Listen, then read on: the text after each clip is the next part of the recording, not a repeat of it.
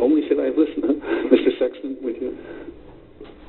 Well, hello, and thank you, Mr. Chairman and Mr. Boyer, and I want to just say thank you to Congressman Lamborn, who continues to support the efforts of our veterans in Colorado.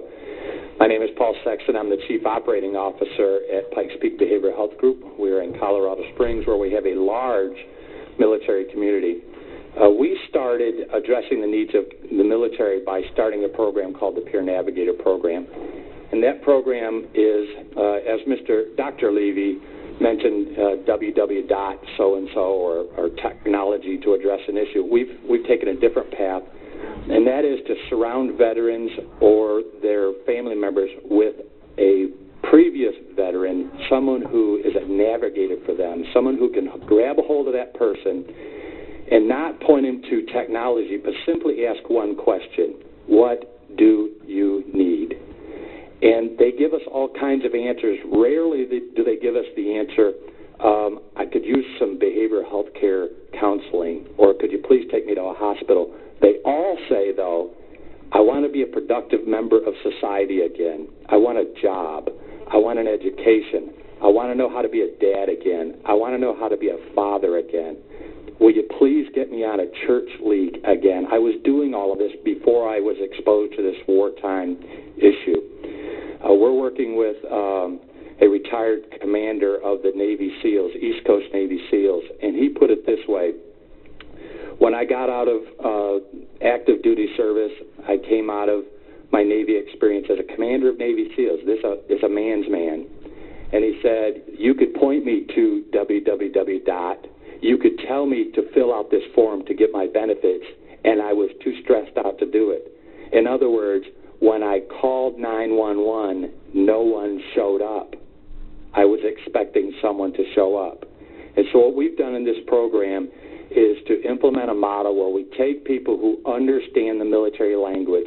So when a person is in trouble and needs help, a human being who understands what TDY means, what deployment means, who speaks that military language and helps navigate that person through complex systems of care. To my colleagues at DOD, I'm retired military myself, to my colleagues in the VA, we applaud you for what you're doing, but you cannot do it by yourself.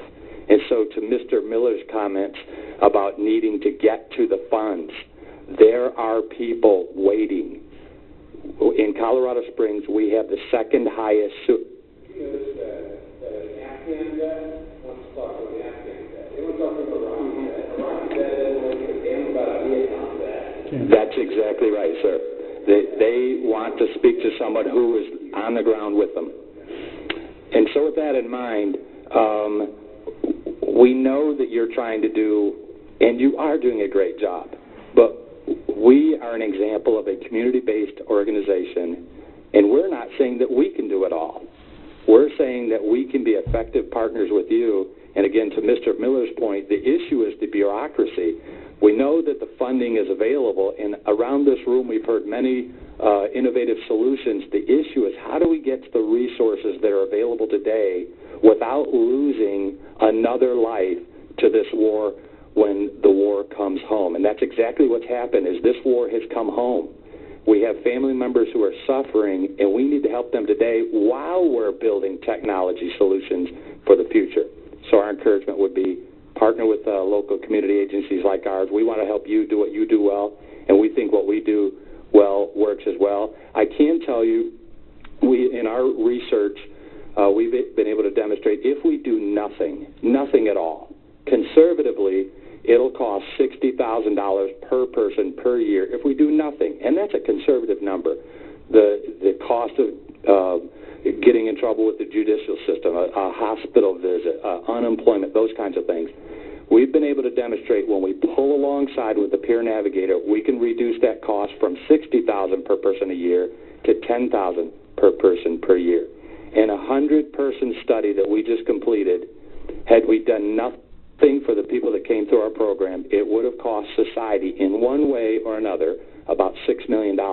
We reduced $5 million of cost to society by simply implementing a Peer Navigator program where a human being shows up and asks the question, how can I help? Thank you.